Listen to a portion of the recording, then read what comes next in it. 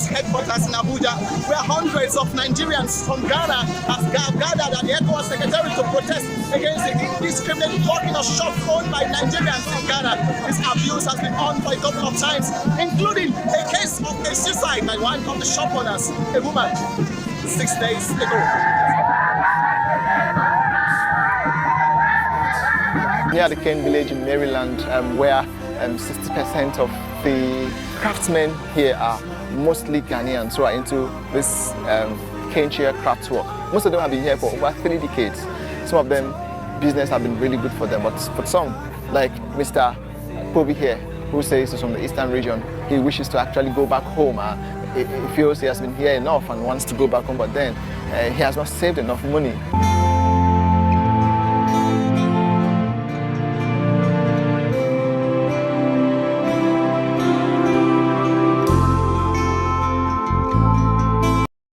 Guys, thank you for tuning in or stopping by. If this is your first time here, you're welcome. Don't make it your last. Grab your seat, hit on the like button, share, and stay subscribed for more informative, expository, and very brutal truth opinion of debunking what it is for Ghana and Nigeria, so that peace will reign. So this is more of a continuation of the other video. Sorry for the loud music. It is from the original producer. I even had to bring it down. So at the end of the day, like I said, I don't know what he stands to gain or achieve, because from my own perception, I see it as indicting and blackmailing Ghanaians. Now someone or some of you will ask, how is the state of Ghanaians in Nigeria? Do they commit crimes in Nigeria? Do they commit all these atrocities? This video is going to explain in details of Ghanaians who are in Nigeria, what they have to tell us. And at the end of the day, it will show you the kind of people as Ghanaians we have in Nigeria, how responsible, reliable, and well law-abiding citizens they are in Nigeria. Against, on the other hand, what you're going to see, what Nigerians do in Ghana, from olosho, prostitution, down to kidnapping, ritualism. So I've even gone as far as from the Igbo King's community, his village in Nigeria, as well as other villages, states from the east of Nigeria, to show you why, in a nutshell, these people are running away from Nigeria. What is chasing them, you are going to see. Some of them, their community have been deserted out of what? Kidnapping and the rest. This video is might be quite lengthy, but please, it will pay. It will pay off. So watch patiently to the end. Like this video and share it, because I want people to understand what Nigeria is all about and what Nigerians are all about, so that wherever they find themselves, they can live peacefully, knowing fully well that there's no home away from home back here in Nigeria. This video will tell you a lot, so watch patiently to the end. Then I will see how I can summarize. Let's watch these videos and I'll be right back.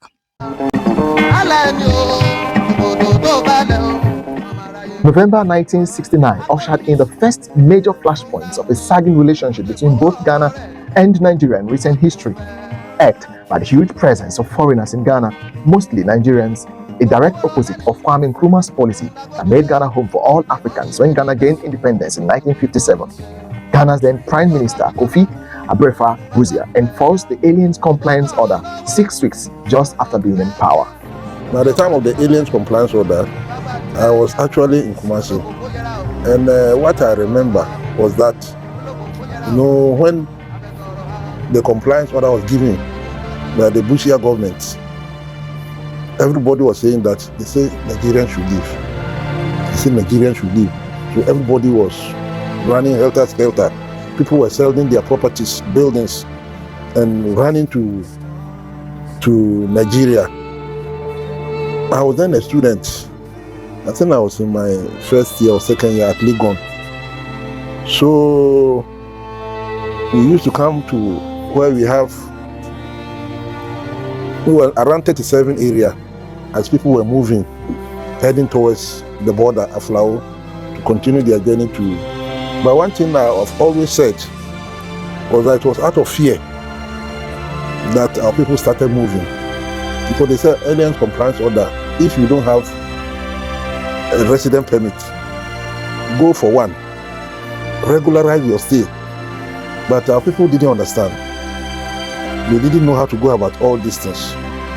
And the fear that something might happen for so many of our people to leave unceremoniously for Nigeria. I recall this thing when Bushia came. It happened during the Ramadan. We started the fasting, about 10 or so, and said, this is Radio Ghana. Since that time, I've memorized the thing in my head. say Ghana Munti. Those days is Ghana Munti, Ghana Munti. They say bang, bang, bang, bang, bang. This is Radio Ghana. The time is 6 o'clock. That was what was reading that day. The wording was that it has come to the notice of Ghana government. It has come to the notice of Ghana government that a lot of aliens are living in the country without the requisite papers. So the government is hereby giving all those people 2 weeks to regularize their papers, their documents, else they have to leave the country. That is the wording. They didn't say pick your bag and tomorrow go. No. The Aliens Compliance Order Act was a big blow to Nigeria, especially as it took place at a time when Nigeria was deeply knitted in a bloody civil war that began in 1967. After a failed attempt to prevent the war took place in Abuja, Ghana between the 4th and the 5th of January 1967.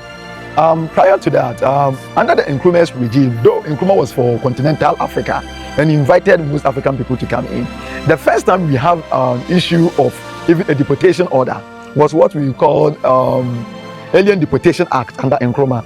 Okay, this was around 1958, where certain foreign elements in the country became opposition elements and they were financing opposition parties. So Nkrumah came out with Alien Deportation Order, and the first people that affected were some of the northern Hausa people who have come to stay in Ghana. So there was a party called Muslim Association Party, MAP, and one of the leaders was Alhaji Baba and Ottoman and Co. Those were the first people that Alien Compliance Order affected, and they were deported. They were not in masses. Alien Deportation Act affected. They were not in masses. There were about 3 or 4 of them. Okay, and there were some few Syrians and what have you who also got what deported. In late January 1983, what looked like a retaliation following a deeply troubled Nigerian economy and elections coming up that year, the Nigerian government under President Shehu Shagari, who has a street named after him in Ghana today, announced the expulsion of illegal immigrants from Nigeria. Nigeria's oil boom in the 70s had made the country attractive to many foreign nationals, mostly Ghanaians, running from the economic turmoil and drought that ravaged Ghana as at then. Nigerian politicians had hoped the expulsion would prove popular and solidify their chances of remaining in power. But not all Ghanaians left, and some, like Maurice Buha from the Volta region of Ghana, have gone on to build a fulfilling life in Nigeria, owning one of the most popular schools in the heart of Nigeria's commercial capital, Lagos, here in Surulere. I'm a Ghanaian by birth, and I live in Nigeria here. I've been living here for many years, and I don't think I feel like a stranger, like a foreigner as at today.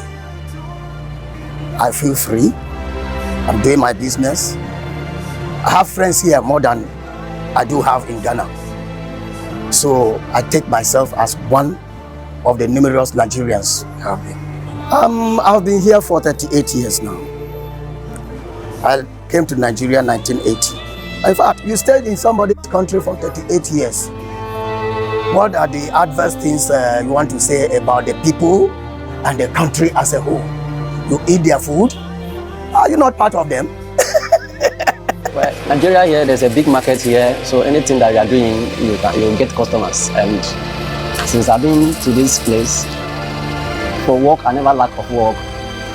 I always customers at my neck. That is the work aspect of it. And movements too.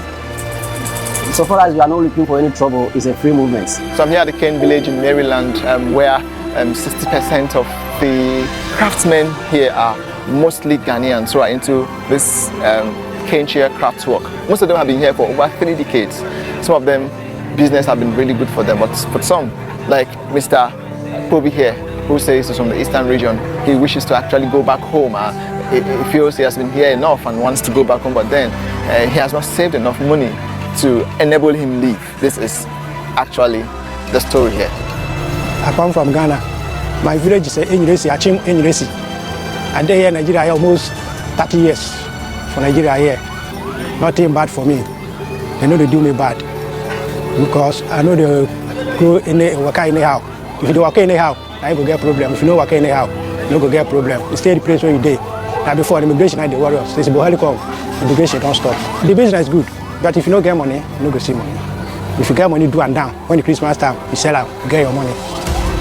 But now, after Christmas, the basket is cheap. After Christmas, the basket is cheap for here. we are preparing so quickly to come home because now Nigeria is growing high every day by day. So we did here not so long. We know how it is when you come meet, and now you see how things they go. Everybody might boil him to return back to home. For my true opinion, I'm back to home. I'm ready to back to home. But many people are say that when they have any convenient things, where they have desire, they go back to home. I must say to Ghanaians back home, if you dey Ghana, say you want to come here, I no go advise you to come. No try, say you come here, but now we are no good that before. Now transport self, before from Ghana to here, 25,000 naira. To come here, go back 25,000 naira. If you come here, we no get hand work, make you no come. Say one come here travel, come Nigeria, say one come from work no dey. Make you collect to get hand work, like our own. Immediately reach here today, tomorrow, you go see work to do. That's my own. But if you know, so no get hand work, no try to come Nigeria. Now Nigeria no be like it before. Before if you come, you see work. For construction work, shoemaker, everything, now you know they again. No, I came here with hustle. I don't come feel as, even though I know that the home is not better as I want, that's why I'm traveling. But I tried so a lot of in some years, what I'm searching for, I still never get it. So I used to see that, I think that I want to damage the body or something like that. So the electric power will remain me. I need to take and return home. Yes, now. I feel home. But to go, no day easy. I feel home. As I did yourself, I'm supposed to go. But to go, no day easy. To go. Because if you know have money, you can't go. Relations between the two countries have since improved tremendously, but not without recurring flashpoints of conflict, especially on local trade. We are live here at the Ecowas headquarters in Abuja, where hundreds of Nigerians from Ghana have gathered at the Ecowas secretariat to protest against the indiscriminate blocking of shops owned by Nigerians in Ghana. This abuse has been on for a couple of times, including a case of a suicide by one of the shop owners, a woman, 6 days ago.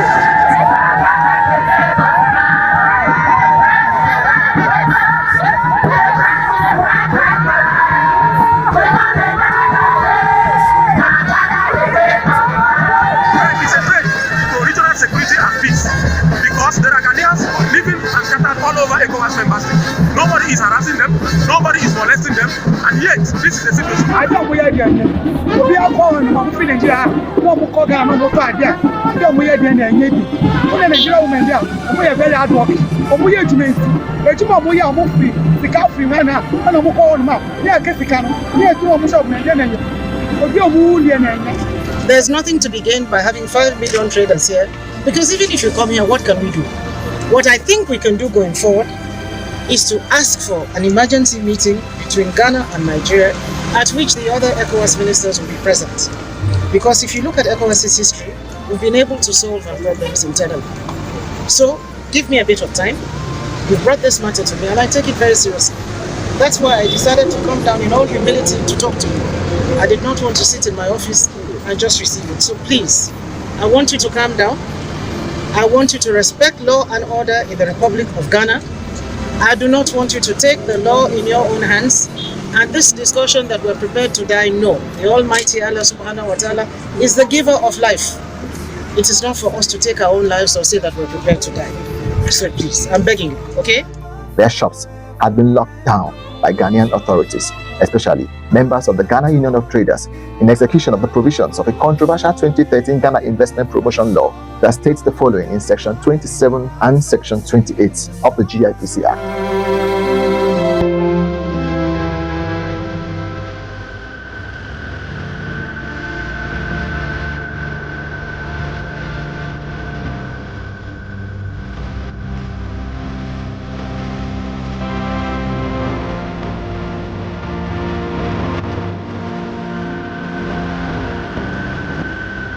Nigerians have, however, demanded exemption from the said law, saying it contravenes provisions of the Ecowas Treaty that guarantees citizens of member states to enter, reside, and establish within the region and enjoyed by Ghanaians in Nigeria.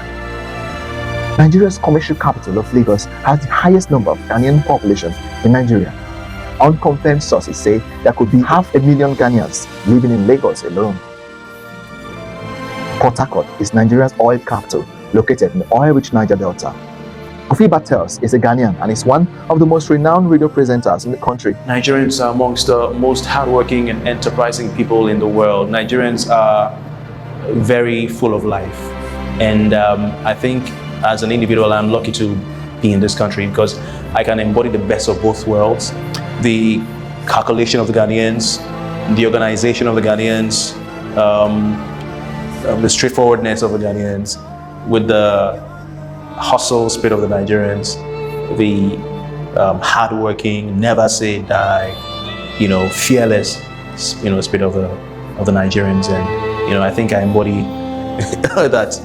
Richard Owusu is the utility manager of Delta Career College, one of the oldest and biggest private schools in Nigeria.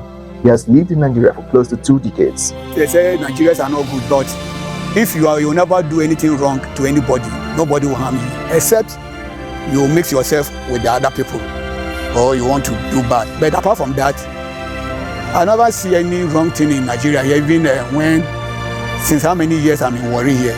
I came down from Ghana straight to Warri. And I've been here so many years, I never hear any or encounter any problem. But back in Ghana and here in Kumasi, the onslaught against Nigerian traders continues. Some Nigerian shops have been locked down in Ghana for more than 10 years now without opening. While many of these traders have since returned home to Nigeria to start afresh, many have remained within the shores of Ghana, languishing in penury. A few others have died in the process of waiting for their shops to be reopened by the Ghanaian authorities. This is another market popularly known as the Magazine Market. I'm standing here with Jeku from Anambra State, whose shop is actually backing us here. He tells me that the shop has been locked down for 3 months now, and he's been jobless. In fact, he's had to survive on daily contribution from brothers to afford to give him food. This is the Magazine Market, which is the heart of the whole crisis that is facing Nigerian traders in Ghana. So tell us what's actually happening, and how long has this happened? Okay, this started about 3 months ago. They started by bringing tarts. They start chasing that away from the store. If your shop is open, they come and chase you away and lock it. So from then, they bring out government officials. They inspect your book. If your book is okay, they will lock it. If it's not okay, they'll see they start on showing that government will force the government to lock it, whether your book is okay or not. Do you have all the documents to open a shop here? Yes, I have my documents. So this is also another shop belonging to a Nigerian that has been locked down for 2 months. This has not been open. We've visited over 10 shops so far that were locked up simultaneously. All of them have not been open. They tell me they actually have been steps made by them to intervene for this place to be open, but that step is yet to yield any results. We've been taking around the market to see whether or not we could see if any of the shops have been open, to no avail. If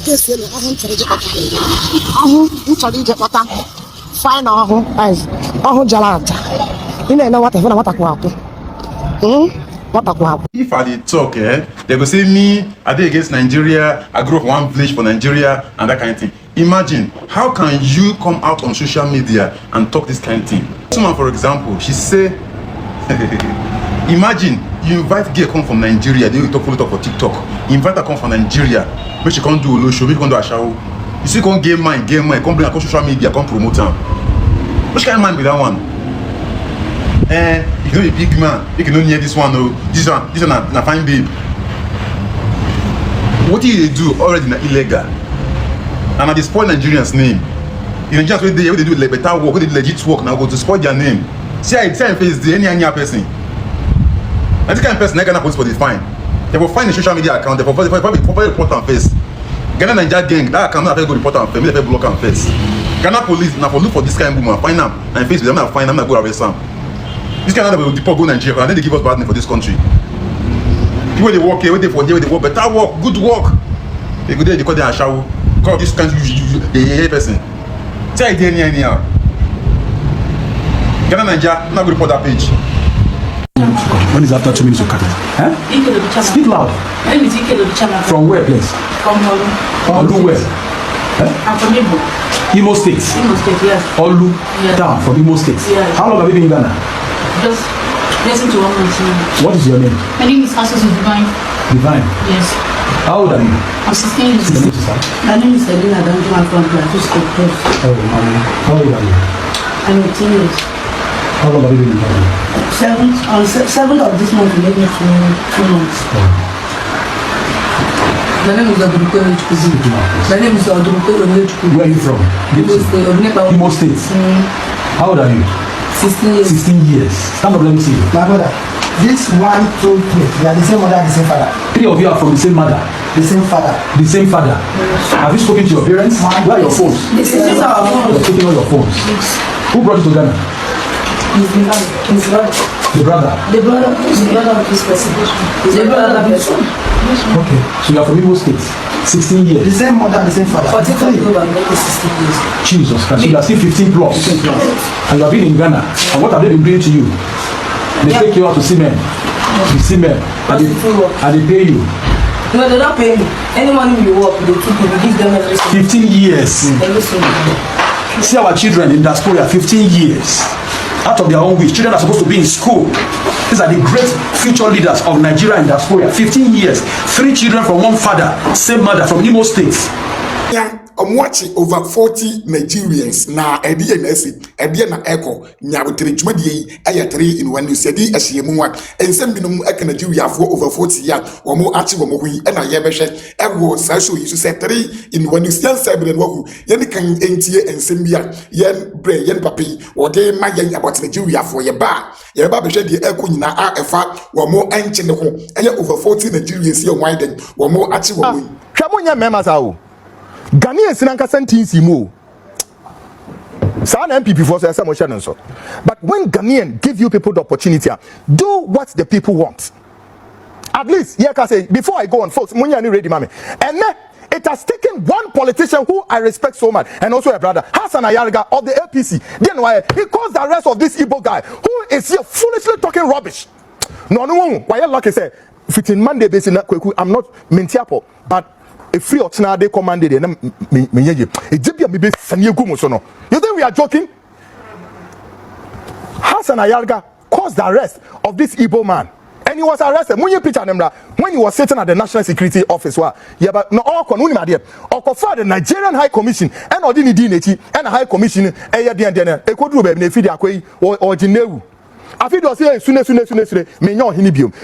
Igbo guy Chukwudi Jude now denounce he's not no more a king. Also, see a hinkro and Ankanti will be na hingwem. No, then why? Governor of Imo State got information that a village in Osu local government area had been turned into a ghost town where people abandoned their properties to scamper for safety. He decided to set up a joint security team to reclaim the captured village. However, each time these joint security teams meet up to discuss their strategies on how to go about the raid on the kidnappers den, they end up discovering on the day of the raid that their strategy had been revealed to the kidnappers and that they had run away to avoid arrest. Seeing this, the team decided to change their strategy on how they prepared for the raid. The security team knew they were not going against their regular kidnappers, but what they didn't expect to discover at the crime scene was a pot of egusi soup filled with human meat and other roasted human body parts, some of which were partly consumed, scattered all over the kidnappers' den. The story began in the once thriving communities of Osu local government area in Imo State and neighboring Uli in Anambra State, Nigeria. These villages, surrounded by lush vegetation and deep valleys, had been transformed into an abandoned ghost town filled with fear. For months, residents had been living under the shadow of what they believed were just violent bandits and kidnappers. Doors remained shut, businesses abandoned, and traditional rulers had gone into hiding. Even the wealthy sons and daughters of these communities had given up on celebrating Christmas at home. But the truth was far worse than anyone could ever imagine. It all came to light on a Monday when a joint security team comprising the Army, Police, and the Department of State Services (DSS) launched an offensive attack against what they believed was simply a gang of kidnappers. Their target was the camps hidden in the Nkwera Uda community in the Osu local government area of Imo State. The operation itself was challenging because the criminals had barricaded roads with fallen palm trees and also dug trenches to prevent access to the area. Military vehicles were held up for over 30 minutes as security operatives used shovels to fill the holes and also saws to cut and clear the fallen trees. A source who witnessed the 6-hour operation noted that as soon as the security convoy passed, the bandits emerged from hiding to reopen the trenches while terrified villagers watched helplessly. What the security forces found when they finally breached the camp was beyond comprehension. Inside an 8-room flat with crumbling roofs was evidence not just of kidnapping, but also of something out of a horror movie. Pits filled with roasted human bodies, decapitated heads, and charred human remains were found in the camp. The security team discovered a pot of egusi soup containing human meat. They also found a basket around the camp containing 4 human skulls, roasted alongside other parts of the body. Some body parts appear to have been cooked and eaten, while others were used in preparing soup. The security team also discovered that these were not just random victims. Among the decomposing remains in a very deep pit was Eze Paul Obu, a traditional ruler of a village in Okigwe, and Victor Chukwuemeka, a youth leader from the same community. Both had been kidnapped from their homes. Eze Paul had been murdered, while another kidnapped traditional ruler, His Royal Highness Eze Ndukwe of Amagu Ihube, was miraculously rescued during the raid. The visibly shaken Eze Paul later revealed that his fellow ruler and the youth leader had been killed just 2 hours before the security forces arrived. The reason behind the killing was reportedly related to the traditional ruler's support for Governor Hope Uzodimma. But this wasn't just about politics. The gang had established a reign of terror that controlled every aspect of community life. Before any family could hold a marriage, funeral, or other ceremonies in the village, they had to first of all settle the gang with whatever amount of money that was demanded. The residents were forced to contribute food for the criminals' upkeep as they paraded themselves as lords, terrorizing and threatening those unable to meet their demands. The criminals had even set up checkpoints near the house of a controversial pastor known in the area, where they collected money from motorists and levies from villagers conducting traditional marriages or building houses. No one dared to challenge them. What made their operations even more terrifying was their preparation. They had laid landmines at strategic points on the roads and at the entrance to their camp. The topography of the area, which consisted of deep valleys and thick bushes, also provided easy routes for them to escape. The raid, which took place between 2 a.m. and 4 a.m., resulted in a fierce gun battle. Several gang members were neutralized, while others escaped. The team recovered 4 vehicles, including a Toyota Hilux, a Tundra, and a school bus belonging to a community secondary school in the village. They also found bags of gari, rice, gallons of cooking oil, a generator, a plasma TV, bulletproof jackets, guns, and ammunition. The operation continued days later when security forces returned after an intelligence report suggested that the fleeing criminals were planning to regroup. During this follow-up mission, they began the grim task of exhuming the decomposing remains of Eze Paul Obu, the youth leader, and other victims from the pit.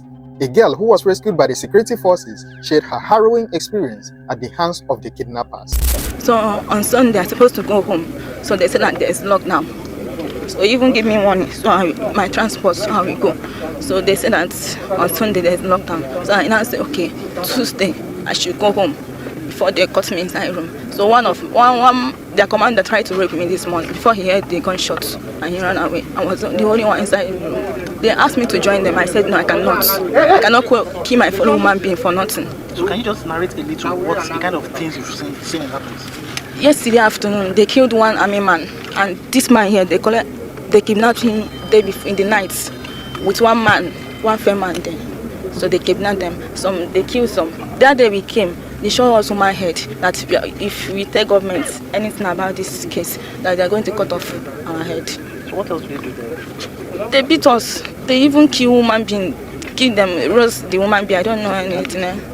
There are plenty. I cannot count. There are plenty, both girls, both ladies, both kids, many people. I cannot explain. Governor Hope Uzodimma, who briefed about the operation, expressed concern about how an entire local government area like Osu could be abandoned to criminals who killed, roasted, and ate human beings. He described the perpetrators as cannibals with no future and no plans. The governor, who had ordered the security forces to sustain their momentum and ensure people could return home for Christmas, claimed he was vindicated in his assertion that the insecurity in the state was deliberately sponsored and masterminded by disgruntled politicians who had sworn to make the state ungovernable for him. Now, welcome back, guys. If you heard clearly what the Ghanaians living in Nigeria, based on this man that is trying to incite, indict, and the rest, you will see that Ghanaians have long time ago been law-abiding citizens. I searched and searched to see if there is any place I can find Ghanaians kidnapping, doing rituals, and no. It was just good to just normal citizens, regular citizens, living freely, abiding to the laws of the country, like you rightly heard them. They don't go looking for trouble. Talk more of kidnapping, doing olosho. Just like on the other hand, you saw a lady from Nigeria bragging in Ghana that her new goods, commodity just arrived, which are young teenage girls for olosho work and prostitution. Now, taking it back again, you will see in the videos you saw, well stated clearly, of how in Imo State, Nigeria, this was just 3 months ago, recent, right? And to say the least of what these people are doing to the communities, to the residents in their own states and regions. That's why they run away. Tell me, how can people stay in this kind of place? Have you not seen how cruel, wicked, and evil Nigerians can be? So even themselves talk more of others. That's why when they go to Ghana and commit all this crime, go to South Africa and the rest of the world, they don't feel it as anything. They don't see it as anything. It doesn't bug them. It doesn't touch them. Like using human parts for egusi soup. Guys, can you beat that? What is more inhuman? What is more barbaric, wicked, and cruel than this? Tell me. Have you seen where the trace is coming from? Some of them will come and say you're demarketing your country. For how long? For how long, my people, shall we continue to abide in sin, to commit crime that grace will abide? How long will we continue in this way that grace will abide? What kind of a country is this? I feel like every day I am not from this country. Look at what human beings go through. Oh my God. Look at what human beings go through in the hands of their own fellow human beings. Way back home here. Tell me, why would Nigeria not be rejected everywhere they go? And one common thing is that these are all Igbos. Igbos. You people have destroyed this country a lot. A lot. And when they talk, you people deny. Look at what is happening in your place. I know other states and regions have their own. But Igbos, what have we done to you people as Nigerians? That you people are ruining us. Look at that one speaking in Igbo language. My goods have arrived. Young, innocent teenage girls, you traffic them to Ghana, all over Libya, the whole world. What a shame. What a shame. What a shame. God has really forsaken this country. It's high time. It's high time we stand up to our feet to say enough. Enough is enough. Why would Ghanaians protest? Why would they rival? You use Ecowas to blackmail them, to indict them. Are they fools? Are they not human beings? You kill them. You unalive them in their own country. Oh my God, ladies and gentlemen, I am really heartbroken because every day when I tell you people these things you think I'm joking. Have you seen it now? One amongst millions. Thank you so much for watching. Let me know your thoughts in the comment section. And if you find this video quite interesting, please share, because I would never over my life stand to support evil, cruelty, and crime like this. Never, never. Nigeria must rise up and not be in the position of destroying themselves and other countries. This is me and this is my own opinion. Leave yours in the comment section. Like I said, if you find this place quite interesting, please stay subscribed and don't make it your last. I will see you in my next one. Ciao, ciao. Mwah.